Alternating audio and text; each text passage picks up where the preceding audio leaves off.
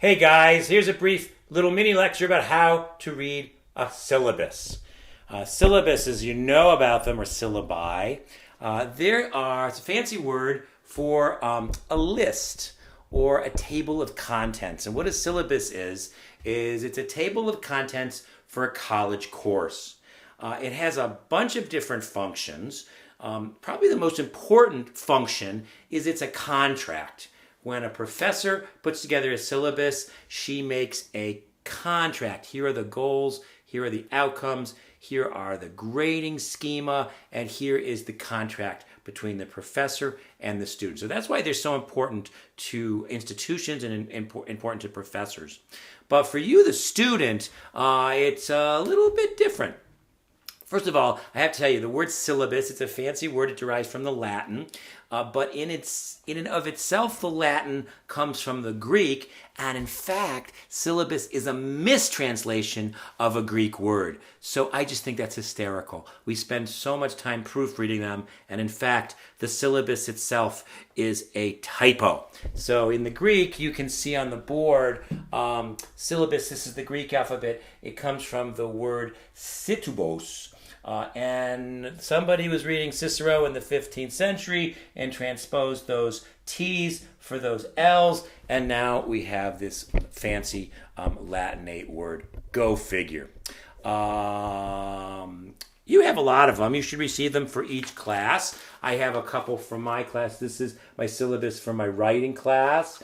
And this is the syllabus with a very odd picture for my public speaking class. If you're taking it or decide to take it. Here's another syllabus for my Love and Lit class, my English 102. So I put fancy pictures on them. Mostly I do that to help me so I can look really quickly. I use images all the time as an organization tool so I can immediately see what I'm looking at without having to read too carefully. And, mine are long. Most of them, they've gotten longer over the years. But your challenge for this assignment is to spend, I don't know, how could you spend 10 or 15 minutes, 15 or 20 minutes reading a syllabus and make it effective? So I think reading syllabi is a great place to exercise the kind of reading skills that we're going to be doing with all the texts that we look at in these class. And a question for you as a busy, overscheduled, and overworked college student is always, with every assignment, how can I do this efficiently? What's the most amount of information I can get in the 15 or the 20 minutes or the 60 minutes that I have to focus my attention on this assignment? So these syllabi here, they're 15 pages long.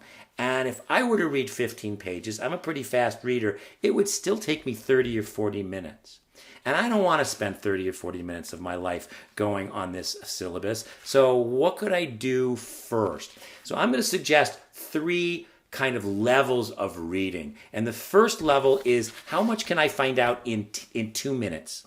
So I turn to a clock, I give myself 2 minutes, and I go, off we go. I notice a table of contents. I notice how many pages it is. I flip through the headings. Do I care about the course description? Maybe later. Do I care about the readings? I do. I got books I got to buy. Keep up. Goals and objectives. All I'm doing is flipping through this. Goals and objectives. What the hell are those? And my God, the guy's got 2 or 3 pages. Okay, now I get to the go. Here it comes. Grading. Grades I care about. How's this work? And in every syllabus you'll see descriptions of assignments, you'll see course ratings. Here, there's a whole bunch of course, how much each assignment is worth, how the professor's grading, sort of. That's really important because that's going to give you basic information about how much things count and which things matter and which things don't. You may have decided that you're going to go for an A. So you're going to be curious, what does A work look like? How can I earn the points? How can I get to the level that's excellent, that's above and beyond, that's that's awesome.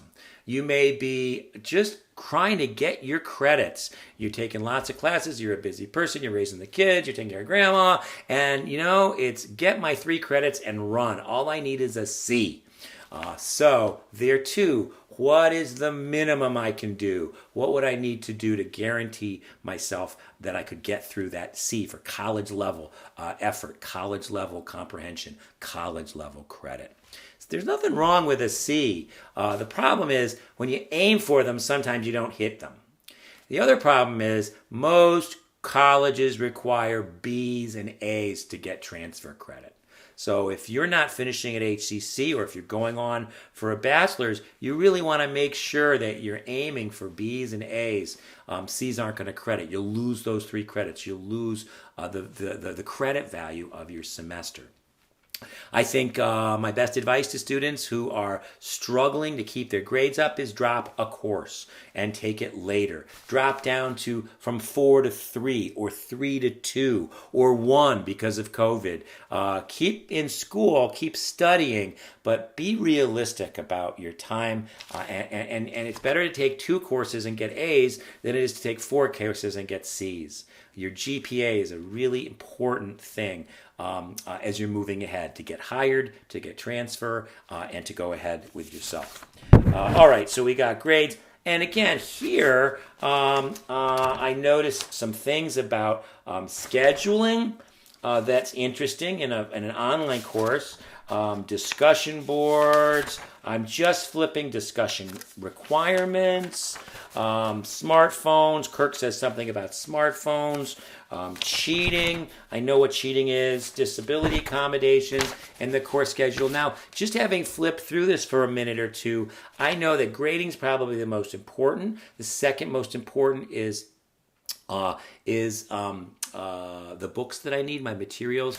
But that Kurt goes on a bit on this course description stuff and this objectives. So I might decide, okay, that's going to require some much more attention. I can't just skim to get it. So, okay, I'm done with my 2-minute read. Now I need a 10-minute read. If I've got 10 minutes now, how can I'm going to focus this on this goals of objective stuff and see what Kirk has to say about what he thinks the whole point of this class is. Those goals and objectives give you a really good idea of what the professor sounds like, what he or she cares about.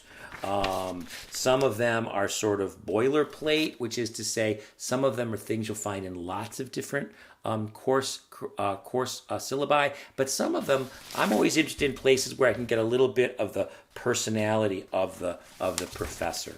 So you might not read 15, but now I've got it down to maybe 2 or 3 or 4 pages that I can give my attention to, and that's a legit. I can read 4 pages carefully and for comprehension in 10 minutes.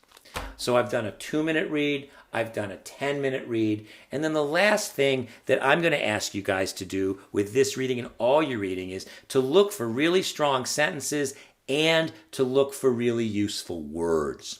So in your course shell for week 1, you have a syllabus assignment that asks you to read your syllabus, to give it a 2-minute read, to give it a 10-minute read, 10-minute read, and then to choose a couple words that you think are useful, are new, or are interesting. We're going to collect words from our syllabus and from all of our readings in a special Google Doc that you will have and you'll hold on to. You'll send it to me periodically, and this is going to be a word list that you're going to make of new words that you have found in your readings of this course and that you want to hold on to.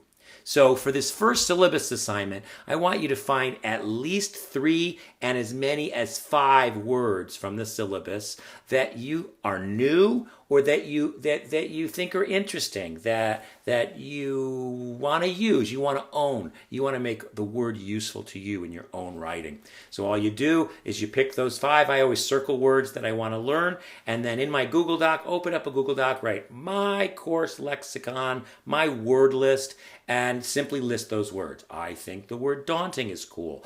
I think the word syllabus is cool. I think the word I can't think of any other good words for my syllabus. So you pick 3 that you like. You can do as many as 5.